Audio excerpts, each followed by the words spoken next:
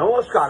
অনেক লোকেরা সারা জীবনই কোনো উন্নতি করতে পারে না, তাদের জীবনে স্থিরতাই থাকে না। একটা কাজ করেন, একটা চাকরি করেন, কদিন করার পর আবার ছেড়ে দেন, আবার অন্য চাকরি করেন, কিছুদিন করার পর আবার ছেড়ে দেন। কর্মতে কোনো দিন স্থিরতা থাকে না। তার সাথে সাথে অনেক লোকেদের ব্যবসাতেও স্থিরতা থাকে না। কিছুদিন করার পর আবার চিন্তা ভাবনা করেন যে না, আমি অন্য ব্যবসা করব। এই ধরনের চিন্তাধারা যারা করেন বা চাকরি শুধু পাল্টাতে থাকেন, তার শুধু একটি মাত্র কারণ আছে। সেই কারণটা হলো তাদের জন্মছকে দশম ঘর পীড়িত থাকে। দশম ঘর হলো কর্মের ঘর।